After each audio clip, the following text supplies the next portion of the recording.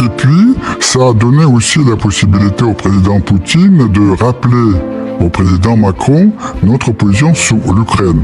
Il n'a rien dit de neuf, parce que Macron le connaît depuis longtemps, mais non, donc je crois que c'était quand même utile. D'accord. Mais écoutez, c'est vrai que si on regarde la position du président Macron sur la Russie, elle a évolué. Je crois qu'il a parti d'une vraie volonté de nouer des liens particuliers avec Poutine, avec la Russie, dans la tradition gaullienne, je dirais gaulliste. Et je me souviens très bien de son intervention devant les ambassadeurs français, je crois que c'était début septembre 2018, où il y a tout un passage, mais on dirait que c'est le général de Gaulle qui parle. Et notamment, elle dit que je sais, chers amis ici réunis, que beaucoup de vous ont fait leur carrière pour travailler contre la Russie. Maintenant, vous devez changer. Je sais qu'en France, il existe un État profond, mais moi, je veux développer les relations avec la Russie. Hélas, je constate que des années ont passé, et c'est l'État profond qui était plus fort que le président Macron. Et puis, une chose très importante, il n'a pas été suivi par ses alliés européens, qui lui ont dit « mais qu'est-ce que tu parles? Pourquoi nous devons améliorer les relations avec la Russie? Nous ne voulons pas. » Et là, Macron a changé, malheureusement. Il a complètement changé son attitude vers la Russie. Et maintenant, il veut être vraiment le chef de guerre de l'Europe contre la Russie en parlant de cette menace existentielle, mais qui n'existe pas. Qui n'existe pas, puisque poser une simple question, les Russes sont des gens rationnels. À quoi bon envahir l'Europe? Qu'est-ce que ça va nous donner? Pourquoi? Alexandre. La nature du conflit avec l'Ukraine et soi-disant avec l'Europe est complètement différente. Puisque l'Ukraine, si vous voulez, ce que fait Poutine aujourd'hui, c'est que son prédécesseur, Boris Yeltsin, aurait dû faire il y a 30 ans, quand l'Ukraine a déclaré l'indépendance. C'était un seul État. L'Ukraine n'a jamais existé comme un État-nation. Il fallait juste corriger des frontières d'un État indépendant, reconnu par la Russie, reconnu par tout le monde, mais je vous dis que comme il n'existait pas avant, il fallait bien juste corriger des frontières en fonction des gens qui y habitent. Et dès le début, dès la proclamation de l'indépendance de l'Ukraine, Yeltsin a dit, mais à Kravchuk, attention, la Crimée est à nous. Il a dit, on en parlera après. Voilà. Non, écoutez, pas du tout. D'abord, je crois qu'il ne faut pas parler de changement, disons, dans les relations entre Trump et Poutine. Je peux vous assurer que les relations sont toujours bonnes. Il y a une confiance réciproque et surtout du respect réciproque. Moins bonne. Pardon. Quand on dit bullshit. On verra. Il y a du bullshit. On va dire que ce soit ça là. Le président Trump, c'est un bavard. Il parle beaucoup. Souvent, il se contredit lui-même. Et là, je crois qu'il faut juger la politique des États-Unis, surtout du président Trump, enfin, par les actes et pas par les paroles. Sur les actes, pour le moment, rien n'a changé.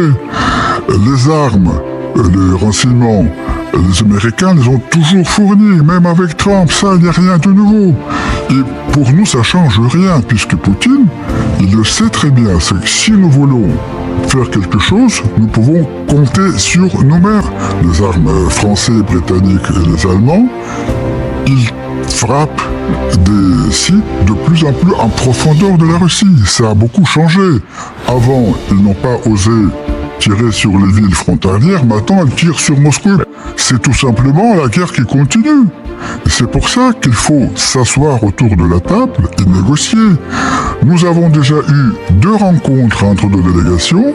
Nous avons proposé la 3e rencontre. Nous avons dit, après le 22 juin, nous sommes prêts à vous rencontrer quand vous voulez. Nous attendons toujours leur réponse. Ah, c'est pas du tout. Écoutez, la Russie, c'est pas l'Iran. La Russie, c'est pas l'Iran.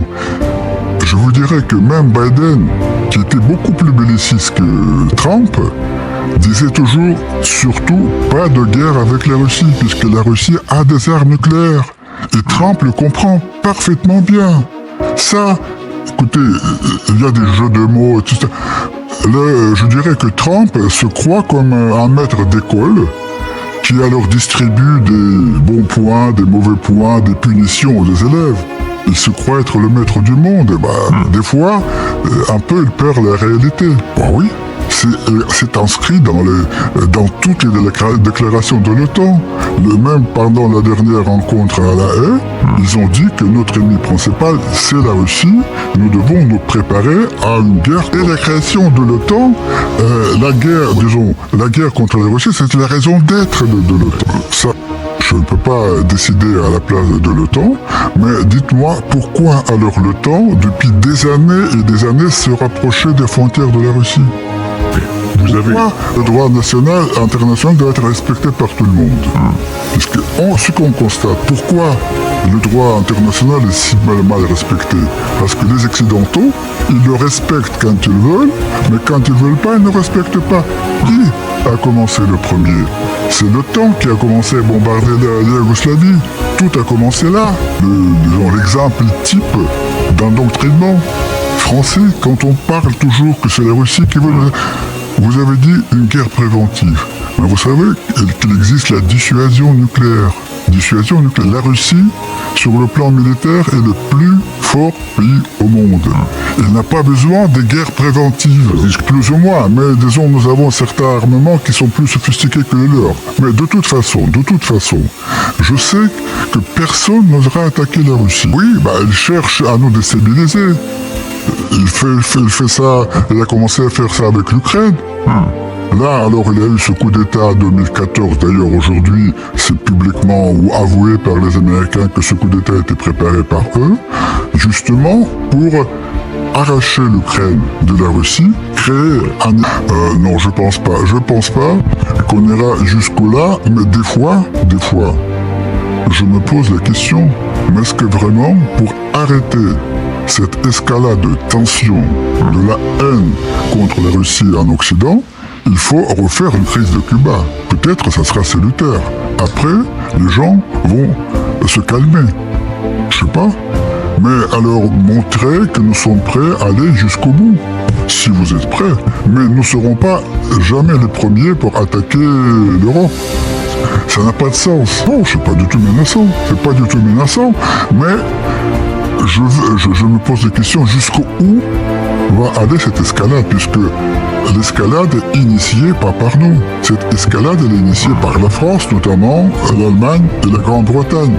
C'est eux qui disent qu'il faut se préparer vers la guerre contre la Russie, que Macron dit que la Russie c'est une menace existentielle pour la France, qui n'est pas du tout vrai.